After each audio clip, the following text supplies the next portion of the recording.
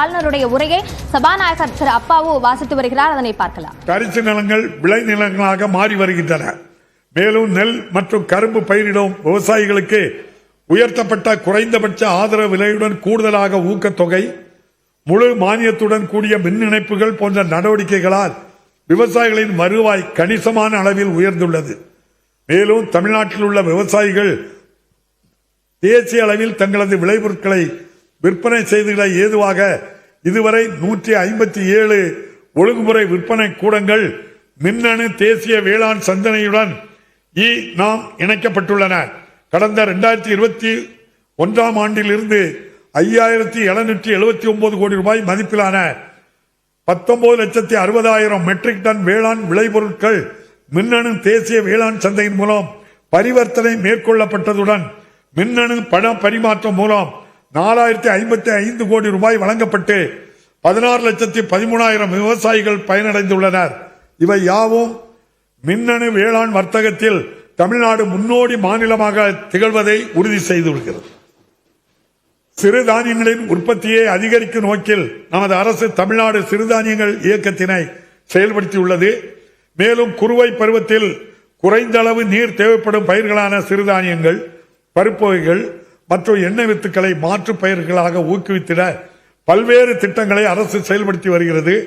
தன்னிறைவு மற்றும் பயிர் சுழற்சியை ஊக்குவிக்கும் முன் முயற்சிகளின் பலனாக பருப்பு வகைகள், எண்ணெய் வித்துகள், சிறுதானியங்கள் மற்றும் சிறு தோட்டக்கலை பயிர்களின் நிகர விதைப்பு பரப்பானது 2023 ஆண்டு 40,40,554 ஹெக்டேரில் இருந்து 2024 ஆண்டு 1,11,000 ஹெக்டேராக மும்மடங்கு உயர்ந்துள்ளது.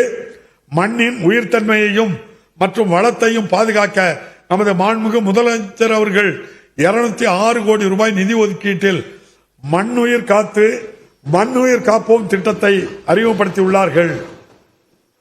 மாநிலத்தில் உள்ள விவசாயிகள் மற்றும் பால் உற்பத்தியாளர்களின் வருவாயை அதிகரிக்கும் நோக்கத்துடன் விவசாயிகளிடமிருந்து கொள்முதல் செய்யப்படும் பசும்பால் மற்றும் எருமைப்பாலுக்கு லிட்டர் ஒன்றுக்கு 3 ரூபாய் ஊக்கத்தொகையாக உயர்த்தி இந்த அரசு வழங்கி வருகிறது.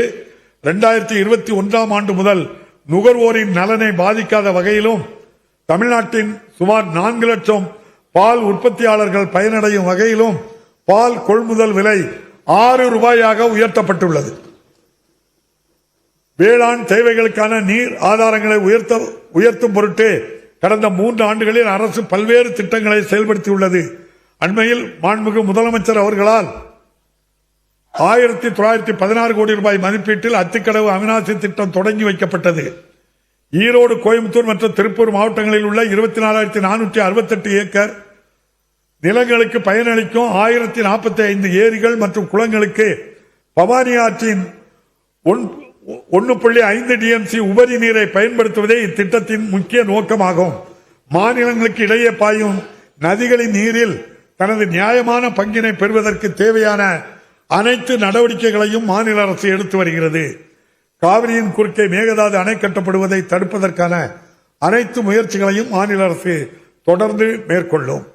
மீனவர்களின் பாதுகாப்பிற்கு மிகுந்த முக்கியத்துவம் அளிப்பதுடன் மாநிலத்தின் பாரம்பரிய மீன்பிடி பகுதிகளில் மீனவர்களின் உரிமைகளை பாதுகாப்பதிலும் இந்த அரசு முழு முனைப்பு கொண்டுள்ளது.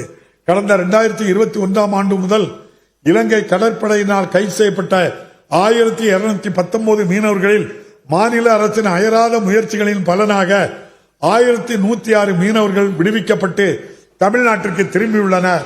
எஞ்சியுள்ள மீனவர்களை உடனடியாக விடுவித்திடவும் இப்பிரச்சனைக்கு நிரந்தர தீர்வு காணவும் தூதரக நடைமுறைகள் மூலம் உறுதியான நடவடிக்கைகளை மேற்கொள்ளுமாறு ஒன்றிய அரசை மாநில அரசு தொடர்ந்து வலியுறுத்தி வருகிறது. தமிழ்நாட்டின் நீண்ட கடற்கரையும் வளமான பல்லுயிர் பரவலாக்கும் நீள பொருளாதாரத்தின் அபரிவிதமான ஆற்றலை பயன்படுத்துவதற்கான தனித்துவமான வாய்ப்பை அளித்துள்ளன. தமிழ்நாடு நெய்தல் மீட்சி இயக்கம் தமிழ்நாடு ஷோர் திட்டத்தின் கீழ் அடுத்த 5 ஆண்டுகளில் 1675 கோடி ரூபாய் செலவில் கடலோர பல்லுயிர் பெருக்கும் கடற்கரை பாதுகாப்பு, கடற்கரையோர சமூகங்களின் வாழ்வாதார மேம்பாடு, கடலோர பகுதிகளின் மாசு கட்டுப்பாடு ஆகியவற்றில் அரசு தொடர் கவனம் செலுத்தும். இத்திட்டம் நமது கடல்சார் பொருளாதாரத்தை மேம்படுத்துவதிலும் கடலோர பகுதிகளின் நீடித்த நிலைத்த வளர்ச்சியை உறுதி செய்வதிலும் குறிப்பிடத்தக்க நன்மைகளை பயக்கும். மக்களின் குறைகளை உடனுக்குடன் களைந்து சீரிய நிர்வாகத்தை வழங்குவதற்கு இந்த அரசு முன்னுரிமை அளித்து வருகிறது. இதன் அடிப்படையில் பொதுமக்களிடமிருந்து மனுக்களை பெற்று 30 நாட்களுக்குள் அரசின் முக்கிய சேவைகளை அவர்களின் இல்லங்களுக்கே சென்று வழங்கும் நோக்கத்துடன் மக்களுடன் முதல்வர் திட்டம் 2023ஆம் ஆண்டு தொடங்கப்பட்டது. முதற்கட்டமாக நகர்ப்புறங்களில் 2058 முகாம்கள் நடத்தப்பட்டு 9,05,000 மனுக்கள் பெறப்பட்டு தீர்வு காணப்பட்டன. நகர்ப்புற மக்களிடையே இத்திட்டம் பெற்று வரும் பெரும் வரவேற்பை தொடர்ந்து ஊரக பகுதிகளுக்கும் இத்திட்டத்தினை விரிவுபடுத்தப்பட்டு 2344 முகாம்கள் மூலம் 12,525 கிராம ஊராட்சிகளில் இத்திட்டம் செயல்படுத்தப்பட்டது.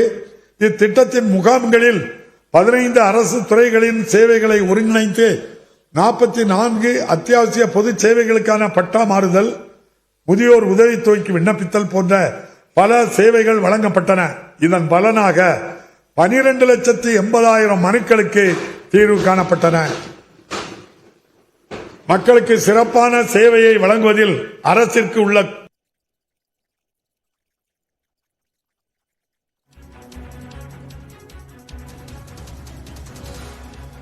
80,000 மனுக்களுக்கு தீர்வு காணப்பட்டன. மக்களுக்கு சிறப்பான சேவையை வழங்குவதில் அரசிற்கு உள்ள அசைக்க முடியாத உறுதிப்பாட்டை இத்தகைய முயற்சிகள் நிலை நிறுத்தியுள்ளன. சட்டம் ஒழுங்கை பொறுத்தவரை சிறந்த முறையில் நிர்வகிக்கப்படும் மாநிலங்களில் ஒன்றாக தமிழ்நாடு திகழ்ந்து வருகிறது. போதைப் பொருட்களுக்கு எதிராக பாரபட்சமற்ற கடுமைகளையும் அரசு மேற்கொண்டு வருகிறது. மேலும் கணினிசார் குற்றங்களுக்கு எதிரான நடவடிக்கைகளில் உயர் தொழில்நுட்பம் மற்றும் நவீன புலனாய்வு முறைகளை பயன்படுத்தி குற்றவாளிகளை கண்டுபிடித்து கைது செய்வதில் ஆக்கப்பூர்வமான முயற்சிகளை தமிழ்நாடு காவல்துறை எடுத்து வருகிறது. மாநிலத்தின் அமைதி நிலவிடவும் பெண்களுக்கான பாதுகாப்பை உறுதி செய்யவும் அரசால் எடுக்கப்பட்டு வரும் தொடர் நடவடிக்கைகள் காரணமாக தமிழ்நாட்டில் பெண்கள் அதிக அளவில் பணிபுரியும் வாய்ப்பு ஏற்பட்டுள்ளது. இதன் விளைவாக தமிழ்நாட்டின் மொத்த பெண் பணியாளர்களில் 41% பெண்கள் தமிழ்நாட்டில் உள்ளனர் என்பது குறிப்பிடத்தக்கது. மேலும் நமது மாநிலத்தில் நிலவும் அமைதியான வளர்ச்சிக்கு உகந்த சூழலால் தமிழ்நாட்டை நோக்கி புதிய தொழில் முதலீடுகள் வந்த வண்ணம் உள்ளன. நமது மாண்புமிகு முதலமைச்சர் அவர்களின் சீரிய தலைமையின் கீழ் நமது மாநிலம் முதலீடுகளை ஈர்ப்பதில் பெரும் முன்னேற்றம் கண்டுள்ளது. சுமார் 11,500 வேலைவாய்ப்புகளை உருவாக்கக்கூடிய 7,500 கோடி ரூபாய்க்கும் மேலான முதலீடுகளை ஈர்த்து அண்மையில் மாண்புமிகு முதலமைச்சர் அவர்கள் மேற்கொண்ட அமெரிக்க பயணம் பெரும் வெற்றியடைந்துள்ளது. அதற்கு முத்தாய்ப்பாக போர்டு நிறுவனம் மீண்டும் சென்னையில் தனது உற்பத்தியை தொடங்குவதற்கான அறிவிப்பையும் வெளியிட்டுள்ளது. நமது அரசின் அயராத முயற்சியால் 2021ஆம் ஆண்டு முதல் இதுவரை 10 லட்சம் கோடி ரூபாய்க்கும் மேலான தனியார் முதலீட்டு திட்டங்கள் உறுதி செய்யப்பட்டுள்ளன. அனைவருக்கும் பயனளிக்கும் சமச்சீரான வளர்ச்சியை உறுதி செய்திட மாநிலத்தின் அனைத்து பகுதிகளிலும் பரவலாக முதலீடுகளை ஈர்ப்பதில் மாநில அரசு தனி கவனம் செலுத்தி வருகிறது. அந்நிய முதலீடுகள் வாயிலாக பெரம்பலூர், அரியலூர், விழுப்புரம், கள்ளக்குறிச்சி மற்றும் ராணிப்பேட்டை போன்ற தொழில் வளர்ச்சியில் பின்தங்கிய மாவட்டங்களில் அதிக வேலைவாய்ப்புகளை உருவாக்கக்கூடிய காலனி உற்பத்தி துறையில் தற்போது பெரும் முன்னேற்றம் கண்டு வருகின்றன. மாநிலத்தின் தென்பகுதியில் உள்ள தூத்துக்குடி பசுமை ஹைட்ரஜன் திட்டங்களுக்கான மையமாக மாறி வரும் வேளையில் சூரிய மின்கலன்கள் மற்றும் அதன் தொகுப்புகளின் உற்பத்திக்கான பெரும் திட்டங்கள் திருநெல்வேலி மாவட்டத்தில் மேற்கொள்ளப்பட்டு வருகின்றன. தகவல் தொழில்நுட்ப மையம், விண்வெளி மற்றும் பாதுகாப்பு மின்னணு மற்றும் மின் வாகனங்களுக்கான மையமாக மேற்கு மண்டலம், குறிப்பாக கோயம்புத்தூர் மற்றும் ஓசூர் பகுதிகளில் உருவாகி வருகின்றன. இதற்கிடையே மாநிலத்தின் வடக்கு மண்டலம் நாட்டின் வாகன உற்பத்தியின் தலைநகரமாக முன்னிலையை தொடர்ந்து நிலைநிறுத்தி வருகிறது. மாநிலம் முழுவதும் பரவலாக மேற்கொள்ளப்படும் முதலீடுகள் அனைத்து பகுதிகளிலும் சமமான மற்றும் சீரான முன்னேற்றத்தை உருவாக்கிட அயராது உழைத்திடும் தமிழ்நாடு அரசின் தொலைநோக்கு பார்வையை பறைசாற்றுகிறது. மாநிலத்தின் தொழில் வளர்ச்சிக்கு மேலும் ஊக்கமளிக்கும் வகையில் புதிய தொழிற்பூங்காக்களை நிறுவிட தேவைப்படும் 45,000 ஏக்கர் நிலங்களை கண்டறிந்து இதுவரை 16,000 ஏக்கர் நிலங்கள் கையகப்படுத்தும் பணியை நிறைவடைந்துள்ளது. சமச்சீரான தொழில் வளர்ச்சியை ஊக்குவிக்கும் வகையில் தஞ்சாவூர், பெரம்பலூர், தருமபுரி மற்றும் தேனி மாவட்டங்களில் புதிய ஷிப்காட் பூங்காக்கள் அமைக்கப்பட்டு வருகின்றன. தொழிலாளர்கள் நலன் பேணும் வகையில் தொழிற்சாலை பணியாளர்களுக்கான தங்குமிடங்களை ஏற்படுத்த அரசு முன்னோடி நடவடிக்கைகளை மேற்கொண்டுள்ளது. காஞ்சிபுரம் மாவட்டம் வல்லம் வடகாலில் 706 கோடி ரூபாய் செலவில் தமிழ்நாடு அரசால் உருவாக்கப்பட்ட 18,720 படுக்கைகள் கொண்ட தொழிற்சாலை பணியாளர்களுக்கான இந்தியாவின் மிகப்பெரிய வீட்டு வசதி திட்டத்தை மாண்புமிகு முதலமைச்சர் அவர்கள் அண்மையில் தொடங்கி வைத்தார்கள். இதே போன்று மாநிலம் முழுவதும் பெண்களுக்கு பாதுகாப்பான வசதியான தங்குமிட வசதிகள் கிடைப்பதை உறுதி செய்திட பணிபுரியும் மகளிர் விடுதிகள் கழகம் தோழி விடுதிகளை உருவாக்கி வருகின்றது. முத்தமிழறிஞர் கலைஞர் அவர்களின் தொலைநோக்கு முயற்சியான டைட்டல் பூங்கா சென்னை ராஜீவ்காந்தி சாலையில் 2000 ஆண்டில் நிறுவப்பட்டதன் மூலம் தமிழ்நாட்டில் தகவல் தொழில்நுட்ப புரட்சிக்கு வித்திடப்பட்டது. அந்த அடிச்சுவடுகளை பின்பற்றி நமது மாண்புமிகு முதலமைச்சர் அவர்கள் தமிழ்நாட்டின் 2ஆம் மற்றும் 3ஆம் நிலை நகரங்களில் இத்தகைய வளர்ச்சிகளை ஊக்குவிக்கும் வகையில் திருவள்ளூர் மாவட்டம் பட்டாபிராமில் டைட்டல் பூங்காவையும், தஞ்சாவூர், சேலம், விழுப்புரம் மற்றும் தூத்துக்குடி ஆகிய இடங்களில் மினி டைட்டல் பூங்காக்களையும், திருச்சி, கோயம்புத்தூர் ஆகிய இடங்களில் எல்காட் தகவல் தொழில்நுட்ப பூங்காக்களையும் தொடங்கி வைத்துள்ளார்கள். தகவல் தொழில்நுட்பம் மற்றும் இத்துறை சார்ந்த தொழில்களின் வளர்ச்சிக்கான உகந்த சூழலை உருவாக்குவதிலும் பல்லாயிரக்கணக்கான வேலைவாய்ப்புகளை உருவாக்குவதிலும் இப்பூங்காக்கள் பெரிதும் உதவும். உலகெங்கிலும் உள்ள மக்களின் வாழ்க்கை முறையிலும் தொழில்துறையிலும் பெரும் புரட்சியை ஏற்படுத்தி வரும் செயற்கை நுண்ணறிவு துறையில் ஒரு முதன்மையான இடத்தை தமிழ்நாடு பெற வேண்டும் என இந்த அரசு விரும்புகிறது. இதற்காக கல்வி, வேலைவாய்ப்பு, தொழில், ஆராய்ச்சி, மருத்துவம் போன்ற துறைகளில் கவனம் செலுத்தும் செயற்கை நுண்ணறிவு ஆர்டிபிஷியல் இன்டெலிஜென்ஸ் இயக்கத்தை இந்த அரசு தொடங்கியுள்ளது. இந்த இயக்கம் அடுத்த 5 ஆண்டுகளில் இந்தியாவின் முன்னணி செயற்கை நுண்ணறிவு மையங்களில் ஒன்றாக தமிழ்நாட்டில் நிலைநிறுத்தும் என்பதில் ஐயமில்லை. நமது மாநிலத்தில் அதிக வேலைவாய்ப்புகளை உருவாக்குவதில் குறு, சிறு மற்றும் நடுத்தர தொழில் நிறுவனங்களின் பங்களிப்பு முக்கியமானது என்பதை இந்த அரசு முழுமையாக உணர்ந்துள்ளது. கோவிட் பெருந்தொற்று பிந்தைய கடினமான காலகட்டத்தில் இத்துறையின் தேவைகளை நிறைவு செய்திடவும் கடன்களுக்கான உத்தரவாதங்களை நிதி நிறுவனங்களுக்கு வழங்கிடும் வகையில் தமிழ்நாடு கடன் உத்தரவாத திட்டம் என்ற திட்டத்தை அரசு அறிமுகப்படுத்தியது.